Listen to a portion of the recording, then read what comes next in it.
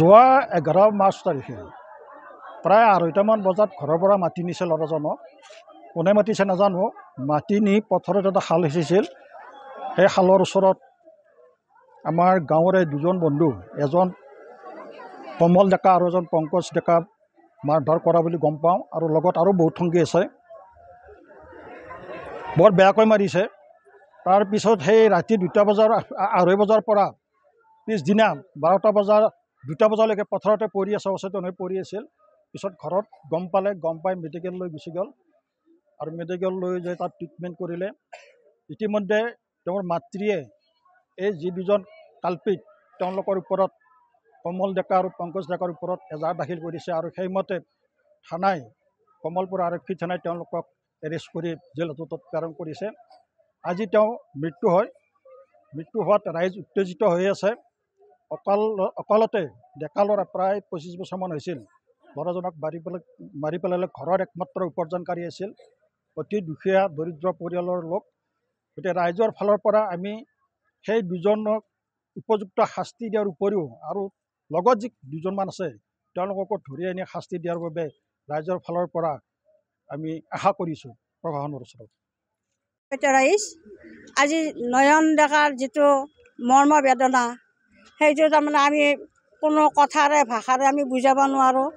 আমাৰ দালাং গাঁও 5টা চুবুৰীৰে গাঁওখন, কিন্তু কোনোদিন আমি ইমান বছৰে এনেকুৱা ঘটনা দেখাও নাই, শুনা নাই। আমাৰ ভাতৃত্ব বন্ধুত্ব বোধেৰে আমাৰ এই দালাং গাঁওখন চলি আছিল। কিন্তু কিছুমান নিৰ্দিষ্ট এনে ব্যক্তিৰ কাৰণে আজি যিটো 11 তাৰিখে ৰাতি শশাংকনাথৰ পথাৰৰ ফিচাৰী সিঁচাৰ কাৰণে নয়ন ডেকা, পংকজ ডেকা আৰু কমল ডেকা এই 3জন আছিল মূল খাল সিঁচা। তাৰে লগত আৰু নানান ধৰণৰ ব্যক্তি আছে, কিন্তু তেওঁলোকৰ বৰ্তমান এতিয়ালৈকে মুখ খোলা নাই আৰু কোনো ধৰণৰ ব্যৱস্থা হোৱা নাই। আমি ভাবিছিলোঁ যে কমল ডেকা আৰু পংকজ ডেকাক ধৰি দিলে নিশ্চয় তেওঁলোকৰ কোবে ধুবে তেওঁলোকৰ পৰা আৰু যি 4জন লগ আছে সেইকেইজনৰো মুখ খোলা যাব বুলি ভাবিছিলোঁ। কিন্তু দুৰ্ভাগ্যবশতঃ তেখেতসকল হাৰি গ'ল। কিন্তু আমি এইটোৱে আমি দৃঢ়তাৰে ক'ব পাৰোঁ যাতে নেকি আইনৰ উৰ্ধত কোনো হ'ব নোৱাৰে। গতিকে আইনে যাতে সম্পূৰ্ণ এই নয়ন ডেকাৰ যি হত্যাকাৰী তেওঁলোকক যেন হয় ফাঁচি দিয়ে, নহয় যাৱজ্জীৱন কাৰাদণ্ড দিয়ে। আমি সেইটোৱে বিচাৰোঁ। এটা অভিযোগ বাৰে বাৰে উত্থাপন হৈ আছে যে এই ক্ষেত্ৰত যি গাঁও প্ৰধান আছিল তেখেতৰ গাফিলতি পোৱা গৈছে বুলি আপোনালোকে। 11 তাৰিখে ৰাতি ঘটনা ঘটিল। 12 তাৰিখে 3:30মান বজাত এমছক লৈ যোৱা হ'ল নয়ন ডেকা। এমছত নিয়াৰ পিছত তাৰপিছত এমছে লেফাৰ কৰি দিলে GMCত।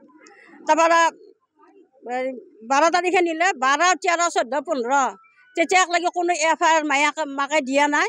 কাৰণ এই কাৰণে দিয়া নাই, ভাবিছিল যোন ব্যক্তি মাৰিছে গম পাইছে তেওঁলোকৰ পৰিয়ালে নিশ্চয় তেওঁক সহযোগ কৰিব। দুখীয়া মাতৃ ভাবিছিল কি ল'ৰাটোক চিকিৎসাৰ বাবে কিবা দিবই, কিজানি মোৰ ল'ৰাক খবৰ ল'বই, গাঁও প্ৰধানে কিজানি খবৰ ল'বই।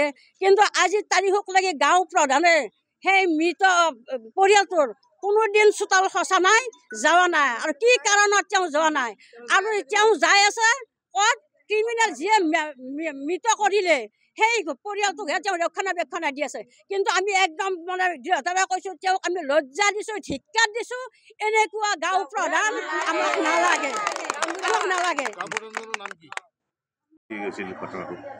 যোৱা আপোনাৰ 11 তাৰিখে দলাংগাঁৱৰ কঁহাৰ চুবুৰীৰ নয়ন ডেকা নামৰ ল'ৰাজনক মাছ মাৰিবলৈ যাওঁতেই পানী সিঁচি মাছ মাৰিব গৈছিলে আৰু এই গাঁৱৰেই দুজন ল'ৰা পংকজ ডেকা আৰু আপোনাৰ এজন কমল ডেকা তেওঁলোকৰ মাজত কিবা আমি শুনা মতে কাজিয়া হৈছিলে হোৱাৰ পিছত ৰাতিপুৱা গম পোৱা গ'ল যে ল'ৰাটোৰ অচেতন অৱস্থাত আছে তাৰপিছত মাকে গম পাই পেলাই তেওঁক মেডিকেল লৈ গ'ল আৰু চুবুৰীয়া ৰাইজেও যথেষ্ট সহায় কৰিছে এই ক্ষেত্ৰত আৰু যোৱা 11 তাৰিখৰ পৰা আজিলৈকে GMC মেডিকেল কলেজত ট্ৰিটমেণ্ট চলি থাকিলে আৰু আজি ৰাতিপুৱা 9:50 বজাত তেওঁৰ আকস্মিকভাৱে মৃত্যু হয় আৰু এই মৃত্যু হোৱাৰ ক্ষেত্ৰত আমাৰ গাঁৱৰে যি দুজন ল'ৰা পংকজ ডেকা আৰু নয়ন ডেকা তেওঁলোকক ৰাইজে দোষী সাব্যস্ত কৰিছে আৰু তেওঁলোকৰ স্বীকাৰোক্তি মতে নয়ন ডেকাক মাৰপিট কৰাটো হয় এতিয়া ৰাইজৰ দাবী আমাৰ দাবী যে উক্ত দুজন ল'ৰা উপযুক্ত শাস্তি পাব লাগে